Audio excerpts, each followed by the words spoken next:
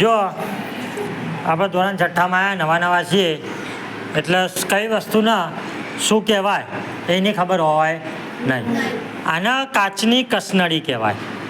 કાચની કસનળી. આના કાચનું beaker. Beaker કાચનું beaker કહેવાય. આના ડ્રોપર. ડ્રોપ એ અંગ્રેજી શબ્દ છે. ટીમ્પું એટલે ડ્રોપર કહેવાય. અને આના અંદરથી ટીપે ટીપે પાડીશું એટલે આને કહેવાય ડ્રોપર. આ આખું સ્ટેન્ડ કહેવાય. કસનળી મૂકવા માટેનું સ્ટેન્ડ. આજે આપણે જે પ્રયોગ કરવાનો છે એ કાર્બોદિત, પ્રોટીન અને ચરબીનું પરીક્ષણ. પરીક્ષણ મતલબ તમે જે વસ્તુઓ ખાઓ છો એની અંદર કાર્બોદિત છે કે પ્રોટીન છે કે ચરબી છે, આપણે કે બેથી વધારે તત્વો, એકાદામાં કાર્બોદિત પ્રોટીન 2 હોય અથવા તો પ્રોટીન ચરબી 2 હોય, કોકમાં 3 પણ હોય. તો આજે આપણે જુદી જુદી ખાદ્ય સામગ્રી ભેગી કરીને શેમાં શું છે એના માટેનો ટેસ્ટ કેમિકલથી કરીશું. અને એના માટે આપણે કઈ કઈ વસ્તુ લાવ્યા તે સમજાવી દઉં.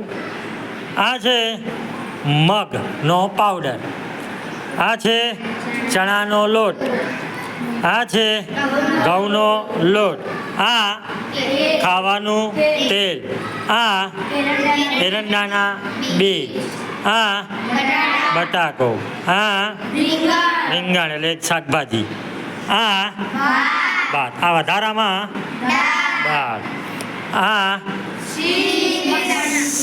સિંગના દાણા. હવે આ બધાનું પરીક્ષણ કરવા માટે આપણા જોડે જે કેમિકલ છે એમાં બતાવી દઉં. આ છે આયોડીન. જોઈ લેજો, બધાને બતાવું છું. આયોડીન.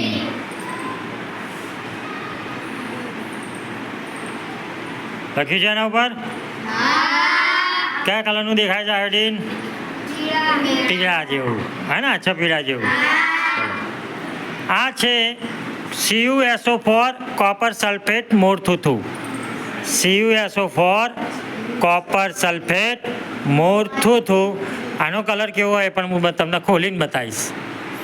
આપણે પ્રયોગ કરીશું એટલે બધું ખોલીને બતાવીશું મોરથુથુનો કલર કેવો હોય અને પ્રયોગના અંતે કેવો થઈ જાય.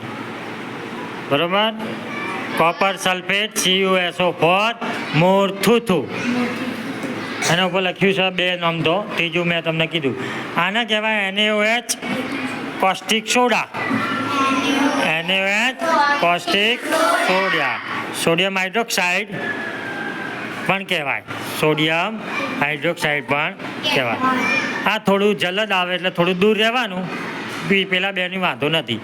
અમુક કેમિકલ, અમુક એસિડના પ્રયોગ હોય, HCl, hydrochloric acid, H2SO4, sulphuric acid, HNO3, nitric acid, એવા બધા કેમિકલોથી જ્યારે હું તમને કહું થોડા દૂર ઊભું રહેવાનું, કારણ કે બધા થોડા જલદ હોય.